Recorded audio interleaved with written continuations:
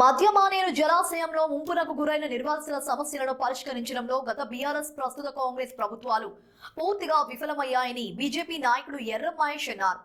రాజన్న సిరిసిల్ల జిల్లా వేములవాడలో ఏర్పాటు చేసిన విలేకరుల సమావేశంలో ఆయన మాట్లాడుతూ రానున్న స్థానిక సంస్థల ఎన్నికల్లో లబ్ధి పొందడానికి ముంపు నిర్వాసుల సమస్యలను పరిష్కరిస్తున్నట్లు కలెక్టర్ కార్యాలయంలో దరఖాస్తులను స్వీకరించడం విడ్డూరంగా ఉందని అన్నారు.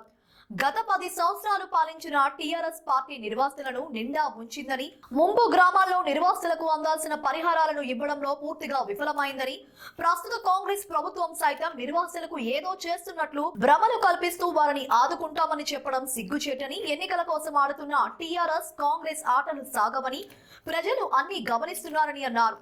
ముంపు గ్రామాల నిర్వాసుల సమస్యలు పరిష్కారం కావాలంటే కేవలం భారతీయ జనతా పార్టీతోనే సాధ్యమని అన్నారు.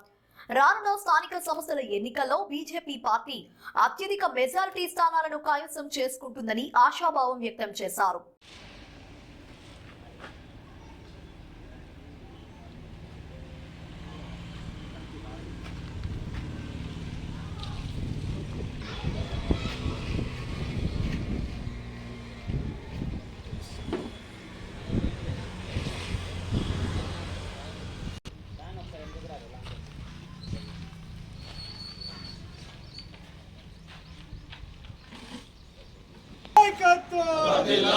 రామచంద్రరావు గారి నాయకత్వం, బండి సంజయ్ అన్న గారి నాయకత్వం, ఎర్ర మహేష్ అన్న గారి నాయకత్వం, బీజేపీ జై జై జై జై గీత,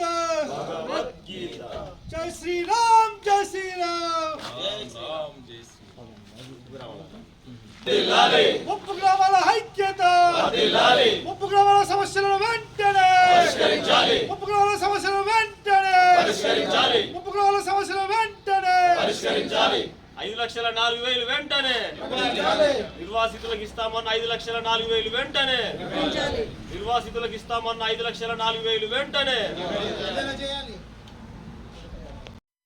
మధ్యమానేరు భూ నిర్వాసితుల యొక్క పెండింగ్ సమస్యలు ఈ రాష్ట్ర ప్రభుత్వం వెంటనే పరిష్కరించాలని చెప్పేసి భారతీయ జనతా పార్టీ వేములవాడ అర్బన్ మండల పార్టీ పక్షాన డిమాండ్ చేస్తూ ఉన్నాం. ఇవాళ చాలా దారుణం. 2005లో మొదలైనటువంటి ప్రాజెక్టు 2005 నుంచి నాడు 2014 వరకు ఆంధ్రప్రదేశ్ ప్రభుత్వం, అది కాంగ్రెస్ పార్టీ ప్రభుత్వం ఆధ్వర్యంలో నడిచింది. మరి 10 ఏళ్ళు ఈ ఆనాడు ఉన్నటువంటి రాష్ట్రంలో, పూర్వ రాష్ట్రంలో ఉన్నటువంటి ఆ కాంగ్రెస్ పార్టీ ప్రభుత్వం ఆ ప్రాజెక్టును పూర్తి చేయలేదు. భూ నిర్వాసుల యొక్క పెండింగ్ సమస్యలు ఆనాడు పరిష్కరించలేదు. స్వరాష్ట్రం కొరకు పెద్ద ఎత్తున పోరాటం చేసినాం. మరి కేసీఆర్ గారి నాయకత్వంలో తెలంగాణ రాష్ట్రాన్ని సాధించుకున్నాం. కానీ ఏమైంది? నమ్మినటువంటి కేసీఆర్ మరి ముంపు గ్రామాల ప్రజలకు మొండి చేయి చూపి మరి ప్యాకేజ్ ఇస్తాం, పెండింగ్ సమస్యలు పరిష్కారం చేస్తాం, 18 సంవత్సరాలు ఉన్నటువంటి వాళ్ళందరూ కూడా మరి ప్యాకేజ్ ఇస్తామని చెప్పేసి నమ్మబలికి నాడున్నటువంటి స్థానిక శాసనసభ్యులు కానీ, ఆనాడు ఉన్నటువంటి ముఖ్యమంత్రి కానీ, ఈ జిల్లా మంత్రి కానీ మోసం చేసి మరి ఇలా కాళ్ళ గర్భంలో కలిసిపోయింది టీఆర్ఎస్ పార్టీ ప్రభుత్వం. అంటే కాంగ్రెస్ పార్టీ 10 ఏళ్ళు పాలించింది, టీఆర్ఎస్ పార్టీ 10 ఏళ్ళు పాలించింది. కేసీఆర్ మోసం చేసిండు. మేము ముంపు గ్రామాల నిర్వాసితులను కడుపులో పెట్టుకుంటాం. కేసీఆర్ ఇచ్చినటువంటి హామీ ఏదైతే 5,04,000 ప్యాకేజ్ ఉందో ఆ 5,04,000 ప్యాకేజీని ఈ రాష్ట్రంలో కాంగ్రెస్ పార్టీ అధికారంలోకి రాగానే ఇస్తామని చెప్పేసి ప్రస్తుత ముఖ్యమంత్రి, నాడు పిసిసి అధ్యక్షులు అయినటువంటి రేవంత్ రెడ్డి గారు, ఇక్కడ స్థానికంగా ప్రస్తుతం గెలిచినటువంటి శాసనసభ్యులు ఆది శ్రీనివాస్ మరి సంఖ్యపల్లి నుంచి కలెక్టరేట్ వరకు పాదయాత్ర చేసి ప్రజలందరినీ నమ్మిచ్చిర్రు, ఒప్పించిర్రు, మెప్పించిర్రు, ఓట్లు వేసుకున్నారు, గెలిచిర్రు.